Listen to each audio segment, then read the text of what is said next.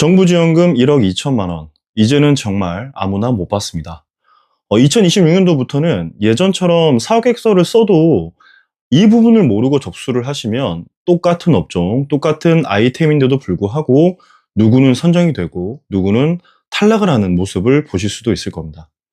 특히 사업계획서 양식은 이게 겉으로만 보면 아무것도 안 바뀐 것처럼 보일 수가 있는데, 그래서 대부분의 이제 대표님들 같은 경우에는 작년과 비슷하지 않을까 이렇게 생각을 많이 하세요. 하지만 그렇게 생각을 하시고 전년도와 똑같이 사업계획서를 만들어서 접수를 하시게 되시면 2026년도 정부 지원 사업은 기회를 날리실 수가 있습니다. 그래서 오늘 영상에서는 제가 딱 세 가지만 정리를 해드리겠습니다.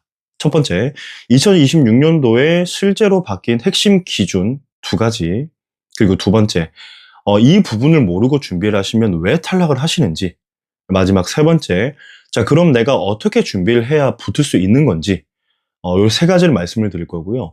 이 부분만 알고 준비를 하셔도 실제로 안 갚아도 되는 무상지원금 1억 2천만 원, 대표님도 충분히 가능하십니다. 그럼 지금 바로 말씀을 드리도록 하겠습니다.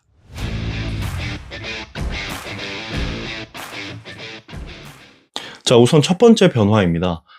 예전에는 이런 말이 많았었는데요. 아이디어만 좋으면 선정된다.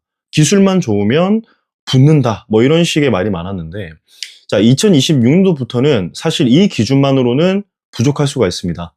왜냐하면 이제 심사 기준의 출발점은 이 사업이 정부가 지금 선호하는 방향, 이 트렌드와 맞는가에 대해서 평가 기준이 조금 바뀌었어요. 예를 들어 정부가 지금 밀고 있는 키워드는 이미 정해져 있습니다. 예를 들어 AI 또는 데이터, 디지털 전환, 딥테크, 신산업 또는 기술 기반 고도화 등등, 이러한 키워드들과 접점이 없는 사업 아이템은 또는 아이디어는 아무리 좋더라도 우선순위에서 밀릴 수밖에 없습니다. 그렇다고 여기서 이제 대표님들께서 오해하시면 안 되는 게 AI 회사, 소프트웨어 회사만 하라고 말씀을 드리는 게 아닙니다. 카페를 하셔도 되고 플랫폼을 하셔도 되고 또는 제조업을 영위하셔도 됩니다. 다만 중요한 건 지금 말씀드리는 이 제 질문에 답이 되는가에 대해서 한번 생각을 해보셔야 되는데요. 자, 현재 대표님의 사업 아이템이 왜 지금 이 시기에 정부 예산으로 지원이 돼야 되는가에 대한 답을 사업계획서에 잘 녹여내 주셔야 평가를 굉장히 좋게 받을 수가 있습니다. 그래서 즉 정부에서 밀어주는 사업에 대한 트렌드에 어느 정도 반영이 돼야 된다는 걸 말씀을 드리는 거죠. 그래서 쉬운 이해를 위해 예시를 좀 말씀을 드리면, 탈락하는 사업계획서 같은 경우에는, 자, 저희는 건강기능식품 추천 플랫폼을 합니다. 그래서 검증된 시장이 있고 향후 시장성 전망이 매우 좋습니다. 라는 버전과 반대로 합격할 수 있는 버전은, 저희는 AI 기반 영양 분석을 통해 1인 가구 맞춤형 건강기능식품을 추천하는 플랫폼입니다. 데이터 기반 헬스케어 산업 확장에 기여를 할 수가 있습니다. 자, 이런 식으로 바로 첫 단락의 표현 방식이나 이 구조 자체가 달라져야 됩니다. 참고로 말씀드리면 1차 서류 평가에서 이 심사위원분들이 한 개의 사업계획서를 보는 시간은 평균 10분 남짓입니다. 그렇기 때문에 2026년도부터는 바로 이 첫 단락이 선정 여부에 매우 큰 영향을 끼치게 됩니다. 자, 이어서 두 번째 변화. 이 부분은 정말 중요합니다.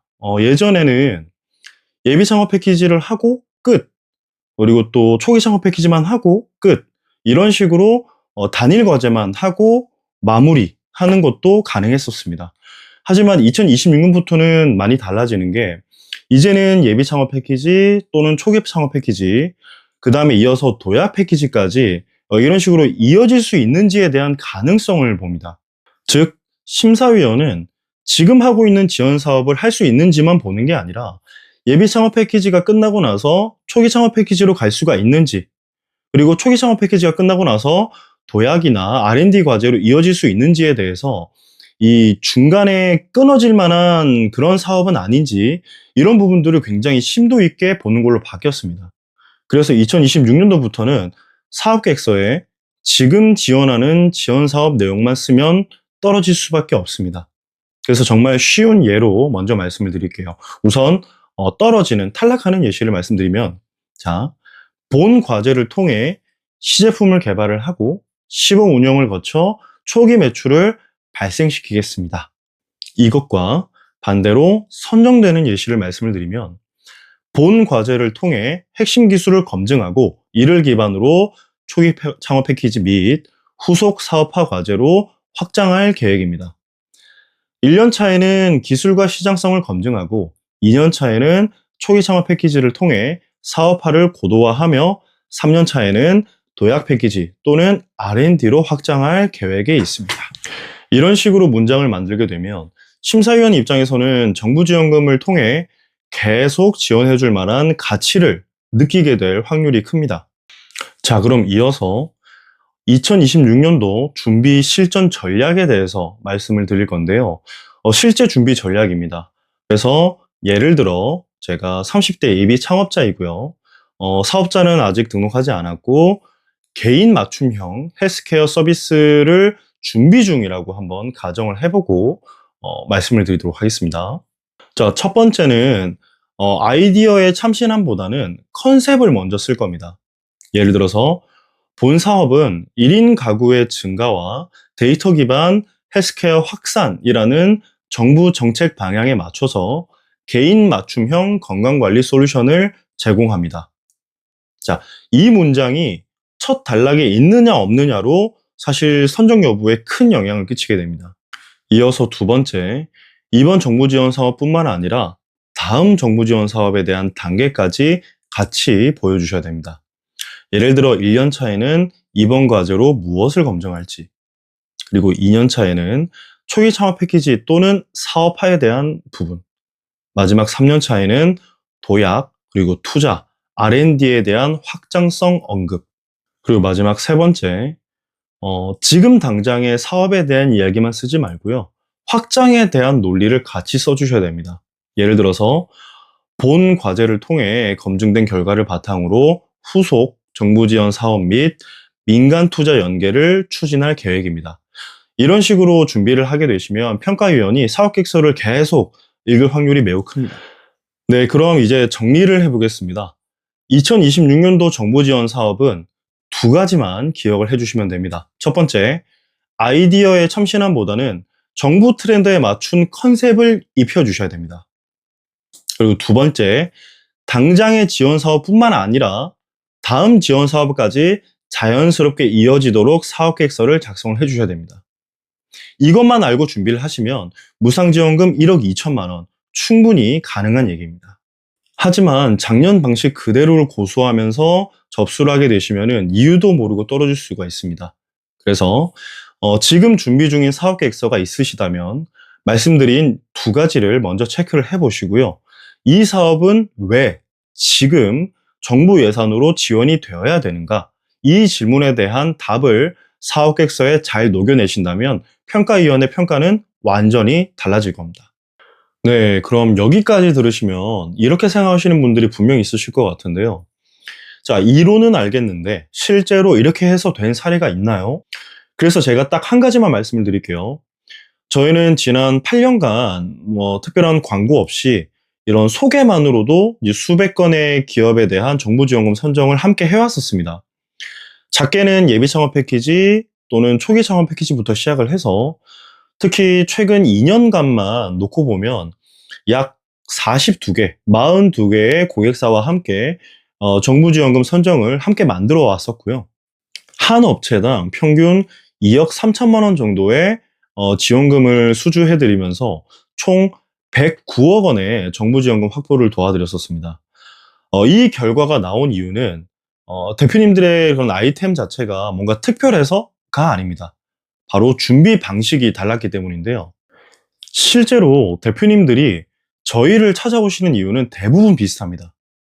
첫째, 한 번 선정이 된 적은 있는데 그 다음 정부 지원 사업에 대한 방향을 몰라서 거기서 멈춰버린 경우. 그리고 둘째, 선정은 됐었지만 사업하시는 게 너무 바쁘다 보니까 후속 정부 지원 사업에 대해서 준비를 놓치시는 경우. 마지막 세 번째, 나는 자격이 어차피 안 될 것 같다 라고 미리 포기해버리신 경우. 그리고 거의 공통적으로 이런 말씀을 많이 하십니다.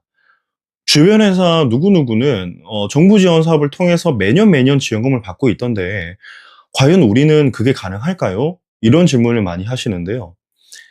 옆 회사가 계속 정부 지원금을 받는 이유는 뭐 운이 좋아서라든가 기술이 정말 특별해서가 아닙니다. 누구와 어떤 구조로 준비하느냐의 차이입니다. 저희 나랏돈 연구소는 지금부터 말씀드리는 세 가지가 다릅니다. 첫째, 14년 차 정부 지원 사업 심사위원 출신 전문가와 또는 각 산업별로 전문 엔지니어가 함께 정부 지원 사업에 참여를 합니다. 그렇기 때문에 단순히 사업계획서상의 문장을 고치는 게 아니라 기술을 충분히 이해하고 다음 단계로 갈 수 있는 이 구조를 직접적으로 설계를 합니다. 둘째, 업계에서는 드물게 성공 책임제로 운영을 합니다. 즉, 성과가 없으면 보수도 없습니다. 그리고 셋째, 한 번 붙는 걸 목표로 하지 않습니다. 매년 다음 정부 지원금으로 이어질 수 있도록 장기 로드맵을 함께 설계를 합니다. 그렇다 보니 예비, 초기, 그리고 그 다음 단계까지 자연스럽게 이어지는 경우가 많습니다. 자, 그럼 마무리하면서 오늘 영상에서 말씀드린 내용은 단순히 요령이나 꼼수를 부리자라는 게 아닙니다. 바로 2026년도 정부 지원 사업에 대한 평가 기준이 바뀌었다라는 이야기입니다. 이 기준을 알고 준비하시면 안 갚아도 되는 무상지원금 1억 2천만 원 충분히 가능합니다. 반대로 작년 방식 그대로 가시면 이유도 모른 채 떨어질 수가 있습니다. 그래서 오늘 영상을 보시고 지금 준비 중인 사업 계획서가 있으시다면 이 질문부터 먼저 던져보십시오. 이 사업은 왜 지금 정부 예산으로 지원돼야 하는가? 이 질문에 대한 답이 명확해지는 순간 사업 계획서의 급이 달라질 겁니다. 몰라서 놓치셨거나 방법을 몰라 포기하셨다면 올해는 달라질 수가 있습니다. 올해는 대표님 차례일 수도 있으니까요. 구독과 좋아요 눌러주시고요. 추가 문의는 제가 아래 고정 댓글에 링크 달아놓을 테니까 확인 부탁드리겠습니다. 지금까지 나랏돈 연구소였습니다. 감사합니다.